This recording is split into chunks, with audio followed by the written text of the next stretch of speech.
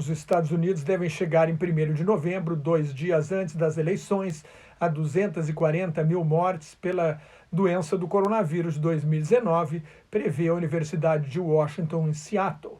Será arrasador para a reeleição de Donald Trump, que perde cada vez mais votos de eleitores independentes.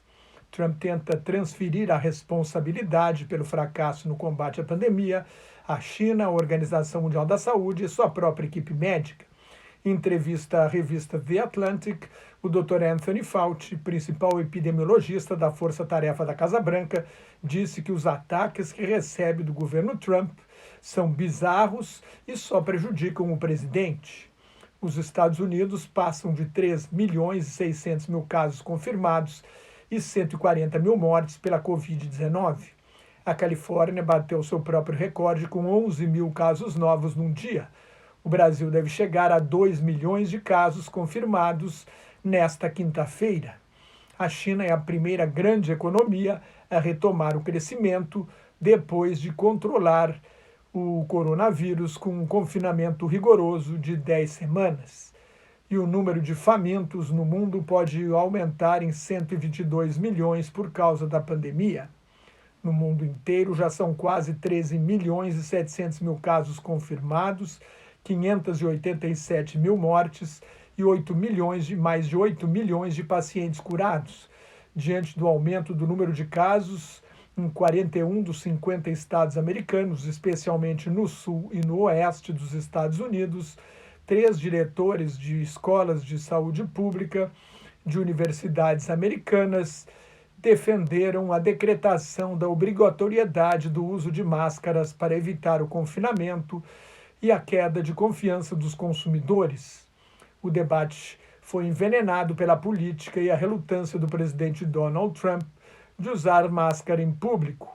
Vários chefes de polícia do Texas, por exemplo, se recusam a aplicar a determinação do governador, alegando que infringe os direitos constitucionais.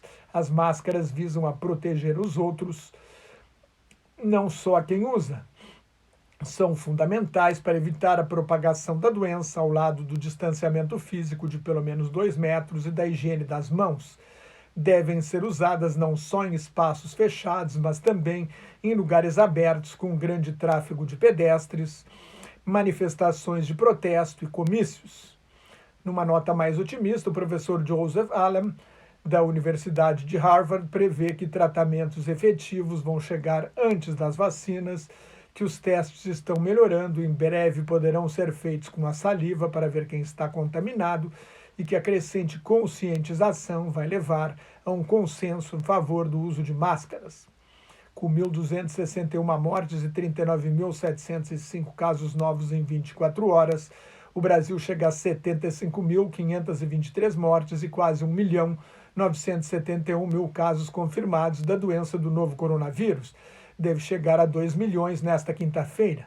A Argentina registra um recorde de 4.250 casos num dia, sendo 1.220 na capital e 2.734 na província de Buenos Aires. No bairro de Villa 31, 53% dos moradores foram contaminados. A Argentina soma mais de 111 mil casos confirmados e 2.050 mortes. Tóquio, a capital japonesa, eleva o risco de contaminação pela Covid-19 para alerta máximo. O Japão tem 10.508 casos e 984 mortes. Nas Filipinas, governadas por um dos presidentes mais autoritários do mundo, Rodrigo Duterte, que deflagrou uma guerra contra as drogas em que 12 mil pessoas foram mortas, a polícia está batendo de porta em porta, acompanhada de agentes de saúde, em busca de casos de Covid-19. Quem não cumpre os requisitos básicos da quarentena, como ter seu próprio banheiro e não ter idosos e mulheres grávidas na residência, está sujeito a ser removido. As Filipinas têm quase 60 mil casos confirmados e 1.614 mortes pelo coronavírus. Depois de uma queda de 6,8% na comparação anual no primeiro trimestre, a China se tornou a primeira grande economia do mundo a crescer depois do impacto da pandemia, com alta de 3,2% no segundo trimestre em relação ao mesmo período do ano passado. A economia chinesa não sofre uma queda anual desde 1976, ano da morte de Mao Tse-tung e do fim da grande revolução cultural proletária, que foi uma desgraça para o país. O grande motor da recuperação chinesa foi o crescimento industrial de 4,4% em um ano. As vendas no varejo caíram 3,9%. A taxa de desemprego baixou de 5,9% em maio para 5,7% em junho. A economia britânica fechou 649 mil vagas de emprego durante o confinamento. Os líderes dos 27 países da União Europeia se reúnem nesta sexta-feira para decidir como será o plano de recuperação da economia do continente. A Alemanha e a França propuseram um total de 750 bilhões de euros, mais de 4 trilhões e 600 bilhões de reais, sendo 500 bilhões de euros de ajuda direta sem contrapartida e 250 bilhões de euros em empréstimos. O financiamento deve ser coletivo. 4 países, chamados os 4 frugais, Áustria, Dinamarca, Holanda e Suécia, são contra a ajuda sem contrapartida.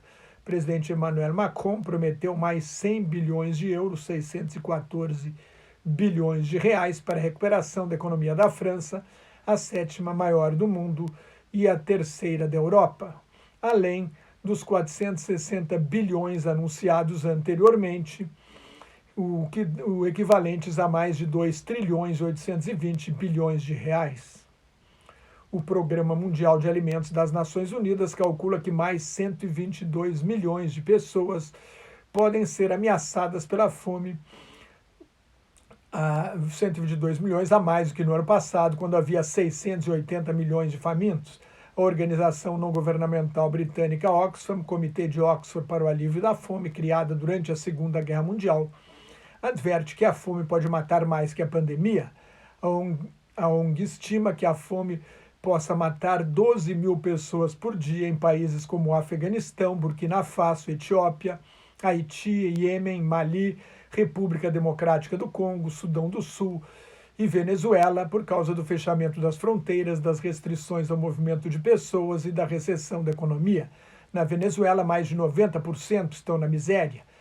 Há vacinas sendo testadas em seres humanos, 23 vacinas no mundo inteiro. Os testes com a vacina desenvolvida pela Universidade de Oxford, o laboratório AstraZeneca, deram resultado positivo, antecipou a televisão independente britânica ITV. A esperança de sucesso na neutralização do coronavírus provocou uma alta nas bolsas de valores da Europa e dos Estados Unidos. Em São Paulo, o índice Bovespa subiu 1,34%. Mais notas e comentários sobre política internacional no meu blog Globalização em Crise, que está em nelsonfrancojobim.blogspot.com, no meu Twitter e no Facebook, onde agora também estou, no grupo Quarentena News. Cuide-se, fique em casa se não tiver nada muito importante mesmo a fazer na rua, e muito obrigado.